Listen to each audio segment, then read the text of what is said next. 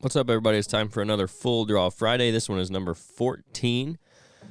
Today I was reading an article by Zach Vukurovich, which I'm sure I butchered that name, so I'm sorry for that. But it's in NDA's Quality Whitetails periodical that they put out.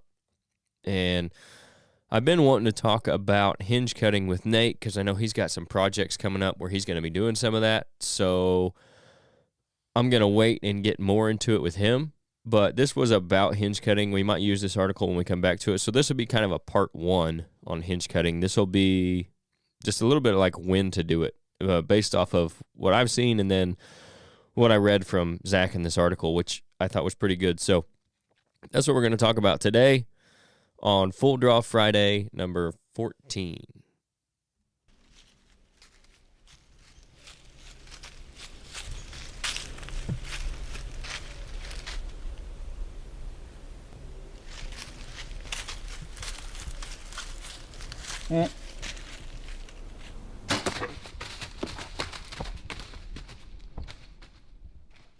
Okay, so really what we're going to cover today is going to be when to hinge cut, because a lot of times it seems it's almost like burning, where it's like a cure-all for people. It's definitely overused in my opinion, but there are also a lot of places where it can be beneficial. And a lot of times when we do consultations and stuff, we do recommend hinge cutting in areas for different reasons, and we'll go over a few of those here. Like I said, based on the article and then based on what we've seen, what we like to do. The first one that Zach mentioned is what he calls closed edges, and he says, I describe closed edge as a section of trees hinge cut in a row, all hinging in the same direction, whether along a field edge or confined within a woodlot. This technique is a wonderful way to encourage predictable deer movement patterns to get them within range of your stand. So essentially what he's talking about is creating some sort of travel corridor or closing one off and funneling deer around a certain area. So if you've got a trail that comes out or several trails that come out into a field, let's say, you hinge some trees, all fell them all in the same direction, and now you've got this wall of hinge cut trees where the deer are going to have to go around it, and maybe that sends them by your stand instead of any one of those trails that they're going to come out on. That would be what he's talking about there with the field edge, is basically creating a travel corridor. Another way would be, say you have several trails running in the same direction, and it's in a big woodlot, you don't really have anything but timber. A good way to create a funnel would be to do some hinge cutting on either side of that trail, kind of create your own trail, run it down to like 20 yards across or something and set your stand on that, and then you kind of created a natural funnel with those hinge cuts. And the reason you would hinge cut instead of just fallen trees when you're doing that is so you'll have that growth. The idea behind the hinge cutting is leaving enough of the trunk intact that you're still going to get nutrients and water and all that to the rest of the tree, to the branches and stuff, so it'll still have some forage for the deer, it'll still have leaves on, and it won't be brittle and break off and all that stuff. So it'll stay green for several years if you do it right. That's kind of the idea of that. That's why you would want to do that for those cases and for all these that I'm talking about instead of just cutting down trees. Another place you might do it would be to create a bedding area or inside an area maybe that they're already bedding a little bit that you want to thicken up a little bit. And this is something that we recommend. A lot of times when we're talking about hinge cutting, it is for bedding, because what you'll see a lot of times is a big patch of timber that's pretty much a monoculture. Whether even if it's some diversity of types of trees, essentially at the forest floor there's nothing. There's too much canopy. There's no sunlight getting to the ground. So it's all just kind of one big open wood lot. And if we're wanting to bed deer in there, we're going to have to give them some kind of cover, some kind of browse. So a somewhat easy way to do that, if you do have some younger timber in it, is to do some hinge cutting. Now, obviously, with that, especially in that situation, you're still going to have to cut some trees out. And Zach recommends, he says the goal should be 80% sun exposure of the trees that you cut. No more than 25% of them should be hinged. So that's kind of what I'm talking about there. You're going to want to cut, you're going to have to more than likely cut down some trees, which a lot of guys don't like to do. But honestly, if all you have is big mature timber, you're not doing your deer any favors. They're not going to use that often. They're definitely not going to be bedding in it. So you're going to have to cut some trees down, and then, like he says, 25% of the trees should be hinged, no more than that, which I think is probably a good number. So you're going to get in there after that. Once you've got some sunlight to the ground, that 80%-ish number, then you can go in there and hinge some to give the deer some extra cover. One thing you don't want to do, and of course that's going to give them browse too. That's big on bedding that I think gets missed a lot. We just think about cover, but you got to give them something to browse on too. A lot of times that goes hand in hand. Sometimes it does not, especially when you're talking about planting grasses and stuff like that, that the deer aren't going to eat. It might give them cover, but they're still not necessarily going to bed in it because they do get up and feed out of their beds several times a day. So one thing you want to avoid when you're doing those hinge cuts, and that's why I think the 25% number is probably a pretty good number, is making it too thick so the deer can't get out of there. Now, that's going to be just ease of access for the deer to get in and out, and it's also going to be helping them avoid predation. So especially with the fawns, if the does leave them in there and it's really thick, they're going to think they're pretty safe. So they just leave them in there, and then you have a predator come in.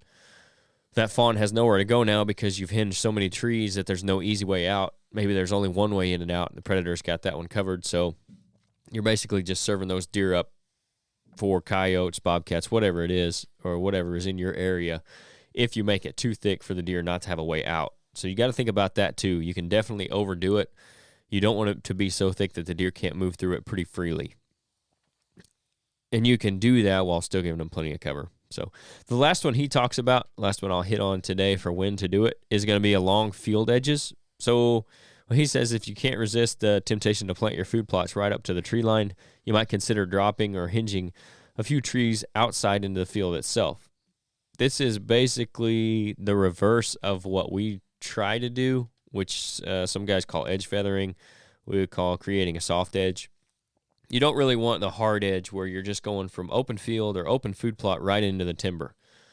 You're going to want some kind of edge there where it transitions, whether that be from open field to grasses and some brush, then into the timber, or like what he's talking about, if you do this hinge cutting, you're basically going to drop the trees out into the field, and that's going to create trees that are perpendicular to the wood line with some forage on them. It's going to be kind of like the brush situation, and then obviously you're going to have some grasses grow up into it. So instead of maybe bringing your edge into the woods, you're bringing the woods out into the edge, if that makes sense.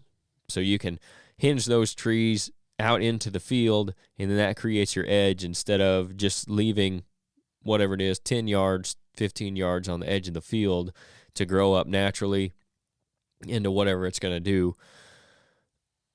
Now you're going to have those trees laying out there doing the same thing, coming out of the woods instead of going into the woods. And then you're not worried about thinning out anything in the woods to kind of create that edge, softer edge, a little deeper maybe.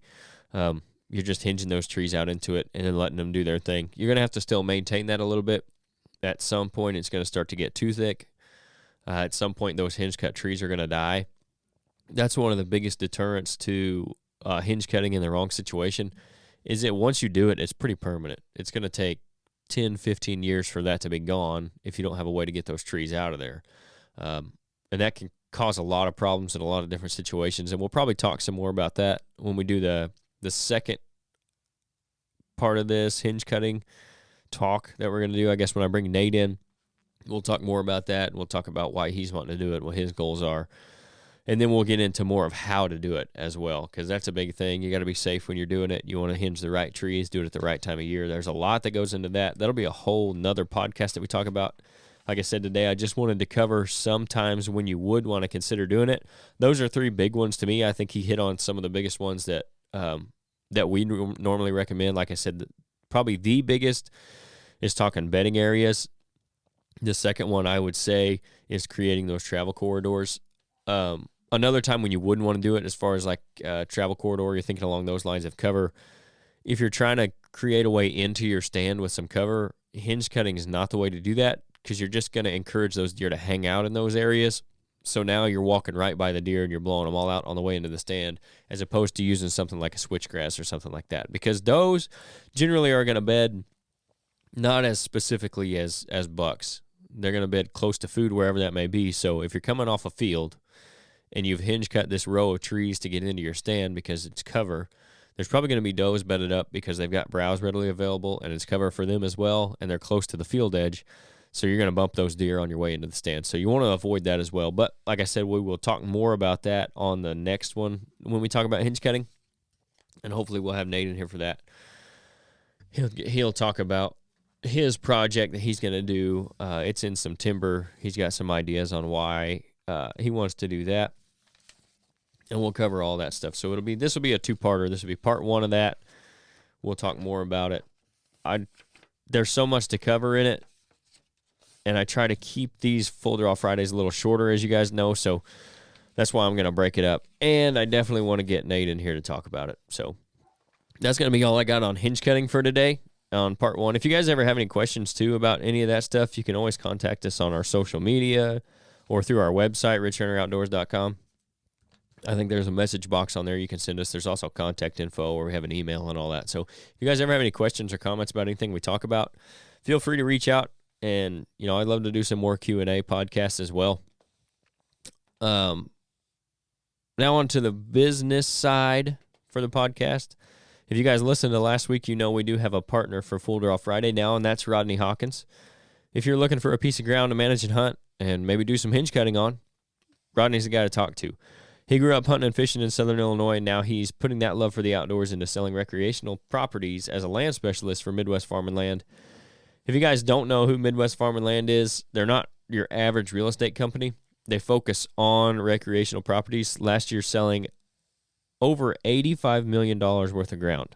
They've got agents like Rodney all over Illinois, so they're really a local company with a national reach. For more information on them or any properties that Rodney may have, or just to talk to him about what you're looking for, you can get a hold of him at 618-925-3153, and he'll get you taken care of.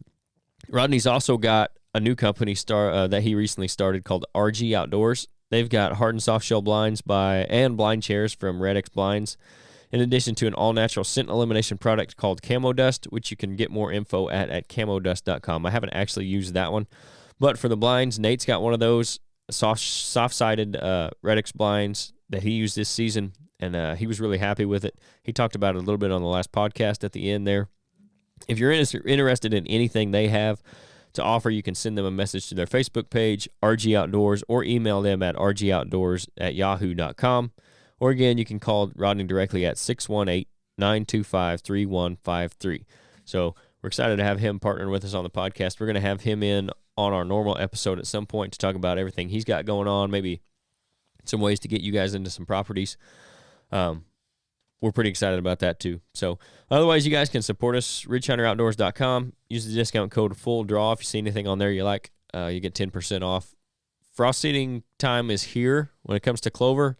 We've got our clover and chicory blend with some alfalfa mixed in there. You guys want some of that, use that discount code. You'll get 10% off of it. We've used it a lot.